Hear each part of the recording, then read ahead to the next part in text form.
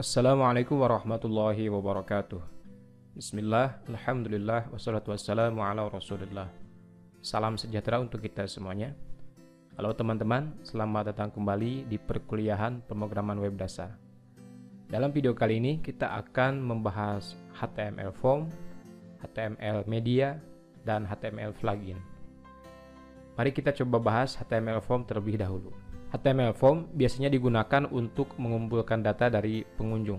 Seperti halnya ketika kita melakukan proses login, atau mengirimkan pesan, atau mendaftarkan diri dalam sebuah web, atau bahkan mengirimkan data antar halaman web.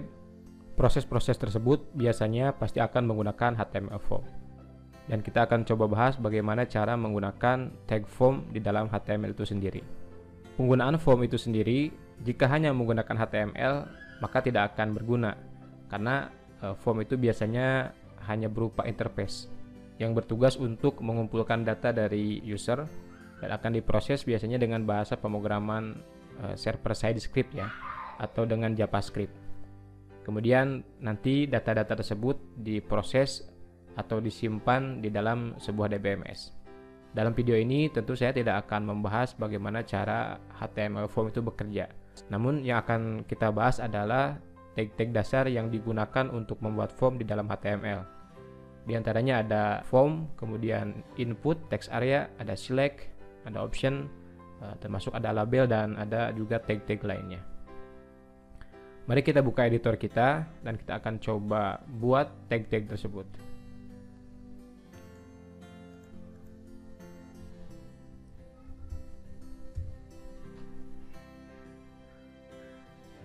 Kita buat sebuah struktur HTML dasar, kemudian kita akan coba terapkan penggunaan HTML form itu sendiri. Yang pertama adalah penggunaan tag form ya, seperti ini. Kemudian kita tambahkan di dalam tag form ini. Yang pertama kita coba gunakan input tag. Kita coba tambahkan juga label di atasnya. Misal seperti ini, nama, kemudian kita coba save dulu untuk melihat hasilnya. Saya simpan dengan nama HTML form, kita save, kemudian kita coba buka di browser dan hasilnya seperti ini teman-teman ya. Label, kemudian ini input dengan tipe teks ya. Nah, lalu apa guna atribut for di sini? Kita mungkin bisa saja menuliskan untuk label nama ini tanpa menggunakan label ya, seperti ini. Kalau kita cek di browser pun hasilnya akan sama ya. Hanya bedanya ketika kita menggunakan atribut label, kita coba kembalikan. Nah, di sini ada for, kemudian nanti ini nyambungnya dengan ID ya. Kita akan coba isi, misalkan for-nya kita isi nama, maka label ini ya digunakan untuk atau berhubungan dengan ID nama juga, seperti itu ya. For nama pada ID nama. Kalau kita coba save, kita lihat hasilnya, kita refresh, maka kalau kita klik label nama ini, kursor akan fokus pada input field dengan ID yang sesuai yang dia miliki. Karena di sini labelnya for nama, maka ini akan mengarah ke ID nama. Jadi otomatis kursor aktif di sini. Kita coba tambahkan input field yang lain. Misal kita isi ini untuk password, juga ID-nya password, termasuk kita coba ganti tipenya menjadi password.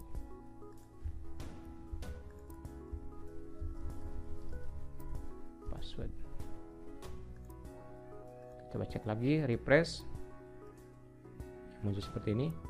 Untuk nama, kalau kita lihat, maka kita bisa mengetikkan seperti ini ya. Jadi terlihat teks yang kita ketikkan. Tapi jika password, kalau kita mengetikkan sesuatu di sini, maka akan tampilnya seperti ini ya. Nah, jadi sangat berpengaruh di penggunaan tipe ini ya. Type, ada teks, ada password. Karena untuk tag input dia memiliki banyak tipe ya. Kita bisa cek di sini ya, di web w3schools.com ya, di bagian HTML form. Nah, di sini ada HTML input types ya. Dan ini adalah tipe-tipe yang bisa digunakan untuk tag input. ada button, checkbox, color, date, password dan sebagainya, banyak sekali. Tinggal kita gunakan sesuai dengan tipe yang kita butuhkan. Jadi contoh di sini kita coba tambahkan lagi yang baru. Misal ini kita ganti jadi tanggal, ini juga tanggal, kemudian kita rubah ininya menjadi date ya. Kalau kita coba save dan kita lihat hasilnya di browser, kita coba refresh. Nah, maka kalau kita klik, nah dia akan memunculkan sebuah tampilan untuk memilih tanggal. Untuk tipe-tipe yang lain tinggal disesuaikan saja, kita ganti type yang digunakan ya, sesuai dengan pilihan yang bisa kita gunakan di dalam HTML input types ini ya. Coba saya contohkan cepat saja. Misal kita ganti ininya menjadi color, kita save, kita lihat, refresh, maka untuk color kan seperti ini. Misal untuk kita isi dengan range, refresh. Nah, untuk range akan jadi seperti ini ya. Ya, dan lain sebagainya. Saya akan coba hapus dulu, kita ganti saja ini, misalkan kita ingin membuat sebuah form atau formulir untuk mengisi biodata ya, jadi kita sesuaikan saja. Di sini ada nama, kemudian ada tanggal lahir ya, misalkan ini saya ganti dengan date, ininya jadi ya, tanggal lahir misalkan gitu ya. Saya coba refresh. Oke. Selanjutnya kita akan coba menambahkan inputan atau tampilan untuk pemilihan jenis kelamin. Maka di sini kita akan gunakan input tag dengan type-nya radio. Kemudian kita tambahkan atribut name-nya, jenis kelamin, ID laki-laki. Kemudian untuk value-nya kita juga isi laki-laki ya.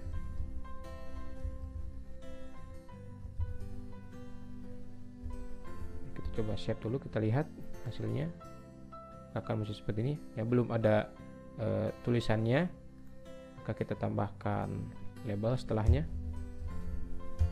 Label di sini for-nya isi laki-laki, kemudian di sini pun kita isi dengan laki-laki. Kita coba save. Nah, muncul seperti ini ya.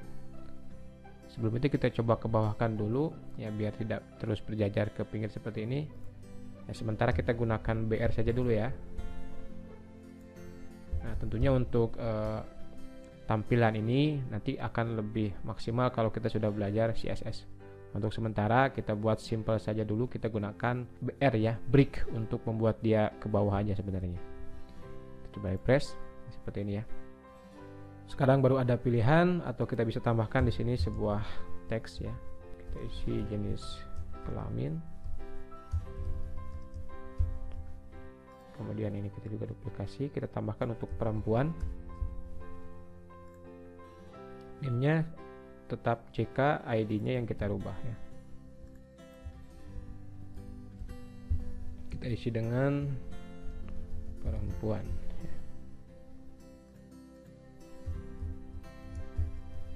Coba save, lihat hasilnya seperti ini ya.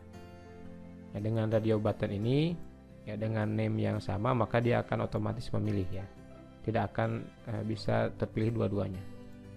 Untuk melakukan opsi-opsi seperti ini, kita juga bisa menggunakan jenis tag yang lain, yaitu ada tag select option ya. Kita coba gunakan saja, semisal untuk pemilihan program studi ya, kita gunakan tag select. Untuk name-nya kita isi prodi, ID-nya juga kita isi prodi. Lalu kita tambahkan ya di antara tag select ini optionnya, value-nya semisal ini value-nya semisal yang pertama kita isi S1 TI saja. kontennya kita juga isi S1 Teknik Informatika misal. Kita tambahkan beberapa. Ini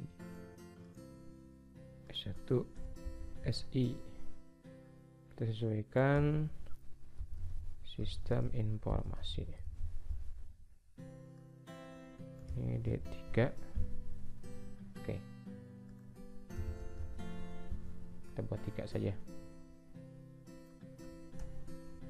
Kita coba simpan, kita lihat di browser. Sebenarnya saya tambahkan dulu biar ke bawah. Save lagi, kita refresh.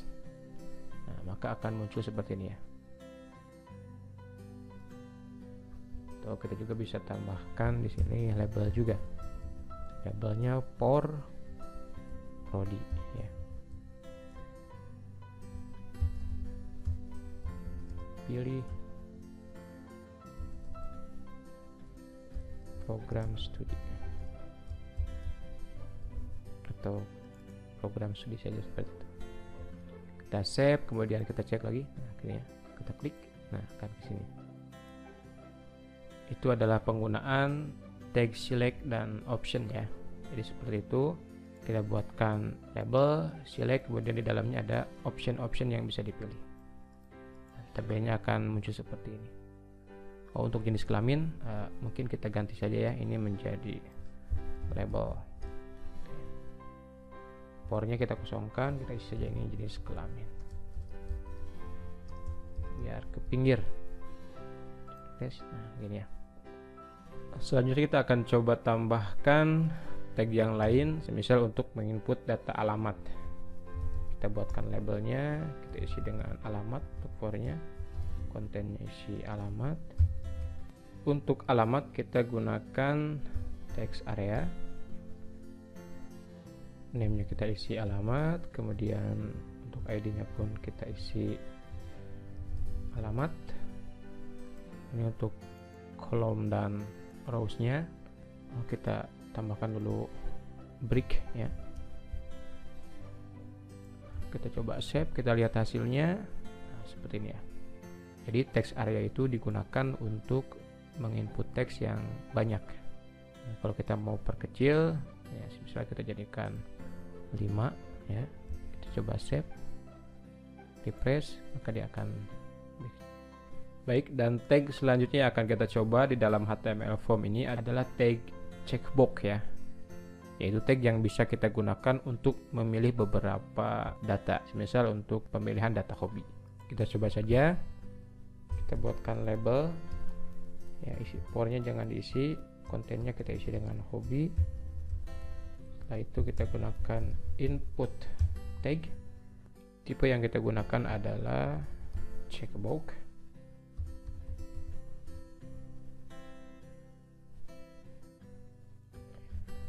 Untuk ID yang pertama kita isi dengan membaca ya.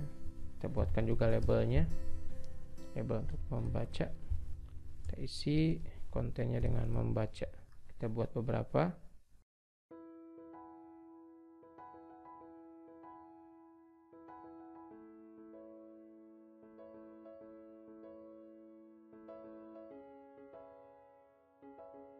Sebelumnya saya coba tambahkan BR dulu dan kita coba save, maka hasilnya akan seperti ini ya.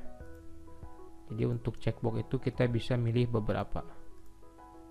Namun jangan lupa, jika nanti kita sudah berkaitan dengan server side scripting seperti halnya PHP, maka kita tentunya harus menambahkan atribut name di sini ya.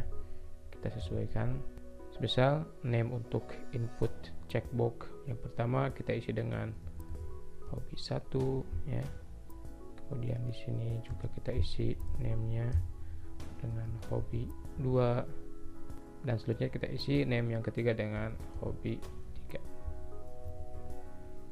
Ya, walaupun secara tampilan kalau kita simpan dan refresh itu tidak akan merubah apa-apa, tidak akan berubah ya secara tampilan. Tapi ini nanti dibutuhkan kalau kita sudah bekerja dengan server side scripting, bahwa atribut-atribut yang kita tambahkan dalam suatu tag itu sangat berpengaruh ya. Selanjutnya kita akan coba tambahkan sebuah tombol ya, karena biasanya form itu akan berinteraksi dia diproses atau tidaknya itu melalui sebuah tombol. Untuk tombol itu sendiri kita bisa gunakan tag input ya dengan type submit seperti ini. Value-nya kita bisa isi misal simpan atau proses gitu ya. Kita coba refresh. Oke, pakai BR dulu biar ke bawah. Walaupun untuk sekarang tidak akan terjadi apa-apa kalau kita klik ya, karena kita belum belajar server-side scripting. Nah teman-teman, jadi seperti itu contoh penggunaan HTML form. Nah untuk tampilannya sekarang memang masih belum rapi ya, biarkan saja dulu seperti ini karena nanti kita akan mempelajari CSS untuk mempercantik tampilan form ini. Karena nanti di materi selanjutnya kita akan belajar CSS yang digunakan untuk mempercantik tampilan HTML kita. Jadi untuk sekarang biarkan saja dulu seperti ini. Yang terpenting kalian sudah paham untuk menggunakan berbagai macam tag atau elemen yang digunakan dalam HTML form. Selanjutnya kita akan coba bahas penggunaan HTML media ya. Kita hapus dulu untuk HTML form ini, dan sekarang kita akan coba menggunakan HTML media. Jadi apa itu HTML media? Ya, kalau teman-teman cek di web w3schools.com, di sini ada HTML media ya. Jadi HTML media itu digunakan untuk menampilkan ya multimedia di dalam web. Seperti apa? Seperti sound ya, musik, kemudian video, film, animasi dan sebagainya yang memang masuk ke dalam kelompok multimedia. Nah, ini biasanya format-format multimedia yang bisa kita temukan di dalam sebuah halaman web. Ada MP4 ya, WebM, kemudian OGG, termasuk file-file lainnya untuk jenis-jenis video ya. Nah, untuk audio kita juga bisa menemukan format MIDI, RM ya, AAC, WAV, OGG, MP3 dan sebagainya. Baik, sekarang kita akan coba implementasikan penggunaan HTML media ya. Untuk video kita bisa cek di sini. Kita akan coba saja langsung di browser penggunaannya. Kita buat tag video.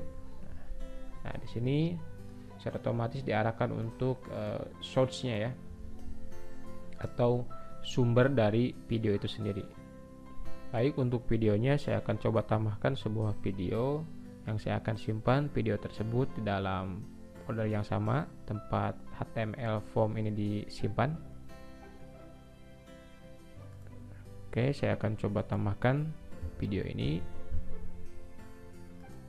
Saya salin dan saya simpan di folder yang sama tempat saya menyimpan file HTML form ya.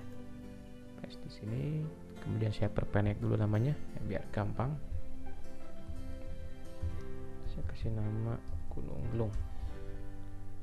Baik. Dan ingat tipe filenya MP4 ya. Kita coba tambahkan saja langsung di sini. Nah, Gunung Glung sudah langsung otomatis direkomendasikan ya. Karena ini dalam folder yang sama. Tinggal kita pilih saja. Kita coba save. Kemudian kita coba tampilkan di browser, refresh, ya maka akan muncul ya videonya. Hanya ini belum bisa di ngapa-ngapain ya, baru muncul ini aja, karena kita belum menambahkan atribut control ya.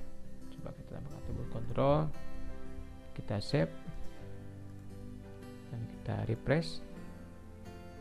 Nah maka sekarang sudah muncul ya. Coba kita play. Assalamualaikum warahmatullahi wabarakatuh. Bismillah, alhamdulillah, wassalatu wassalam. Jadi kita sudah bisa menampilkan media video di dalam web kita dengan menggunakan tag video ya. Lalu bagaimana dengan ukurannya? Karena tadi muncul begitu besar ya, memenuhi browser ini. Ya tentu untuk ukuran akan lebih baik kalau kita nanti atur dengan menggunakan CSS ya. Tapi untuk video ini ya kita coba gunakan style saja. Kita kita tambahkan widthnya misalkan 400 pixel gitu ya. Tapi kita untuk sekarang belum mempelajari CSS secara detail ya. Ini hanya contoh saja sedikit biar kita perkecil videonya gitu ya. Itu yang pertama, kita sudah berhasil menampilkan sebuah video di dalam file HTML kita. Selanjutnya kita akan coba menambahkan elemen audio dan kita gunakan tag audio. Sama, jadi dia juga butuh sumber audionya ya, source-nya dari mana. Dan saya akan coba cari dulu file mp3 misalnya ya. Misal saya tambahkan file ini, saya simpan dalam folder yang sama. Di sini saya beri nama ini kolom saja biar pendek. Perhatikan tipe filenya mp3 dan kita isi atribut source-nya dengan nama file yang akan kita tampilkan. Sudah otomatis disarankan ya, tinggal kita klik saja. Jangan lupa kita tambahkan atribut control juga. Kita save, lalu kita cek di browser. Nah, maka akan muncul seperti ini ya. Kita coba play.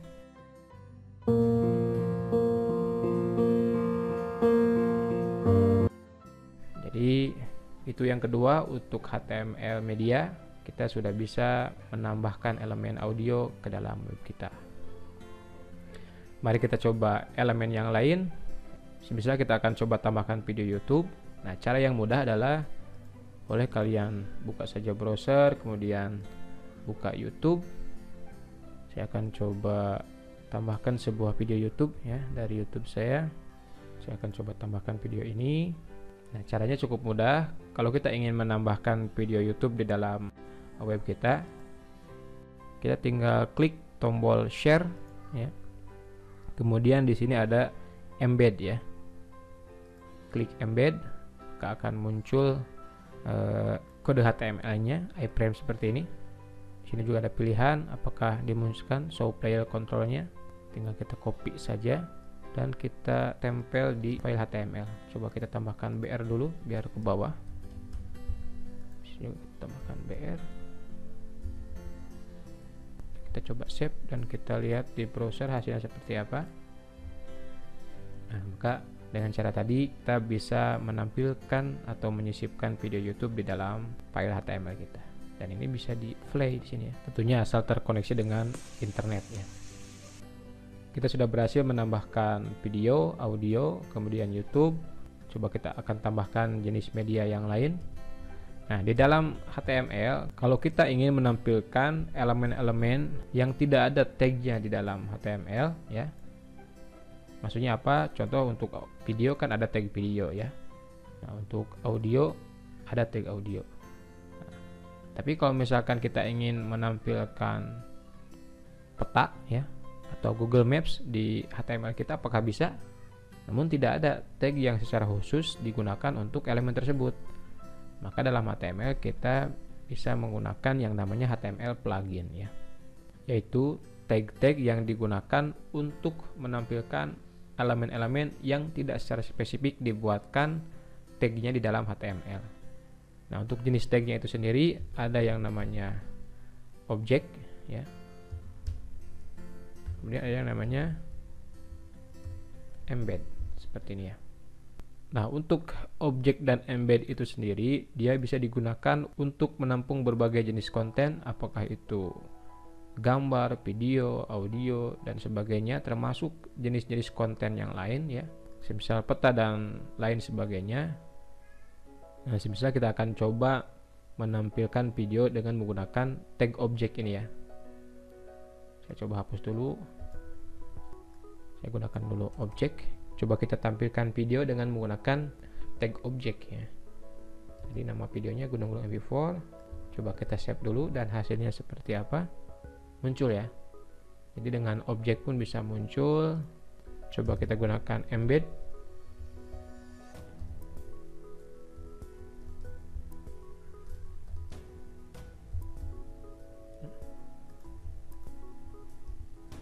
Kita coba save. Sebelumnya kita tambahkan juga BR biar ke bawah. Kita refresh. Maka sama dengan objek dan embed, kita bisa menampilkan file video. Jadi ingat, untuk objek dan embed ini bisa digunakan untuk menampilkan berbagai macam jenis konten. Tapi tentunya kalau kita memang ingin menampilkan video, akan lebih baik kalau tag yang digunakan tag video gitu ya. Namun jika kita ingin menampilkan konten-konten yang tidak ada tag secara khusus dibuat untuk konten tersebut, maka kita bisa gunakan HTML plugin ini ya, yaitu tag object dan embed. Selanjutnya kita akan coba menambahkan peta ya, atau Google Maps ke dalam file HTML kita. Coba kita buka di browser, kita cari Maps Google. Nah, misal kita akan menyisipkan Universitas Sangga Buana YPKP. Nah, sudah muncul. Nah, untuk menyisipkan peta ya gampang saja, kita tinggal pilih di sini ada tombol share, kemudian klik embed a map ya. Lalu sesuaikan ukurannya, kecil, sedang atau besar, atau mau di custom. Misal saya pilih small saja ya, atau medium. Tinggal kita copy HTML dan simpan di editor kita, lalu save dan cek di browser, refresh, maka kita sudah berhasil menambahkan peta di dalam file HTML kita. Baik teman-teman, itu pembahasan mengenai HTML media, dan menjadi akhir dari pembahasan dalam video kali ini. Cari berbagai macam tutorial dan referensi yang lain untuk menambah pengetahuan dan pemahaman kalian. Sampai jumpa di video berikutnya.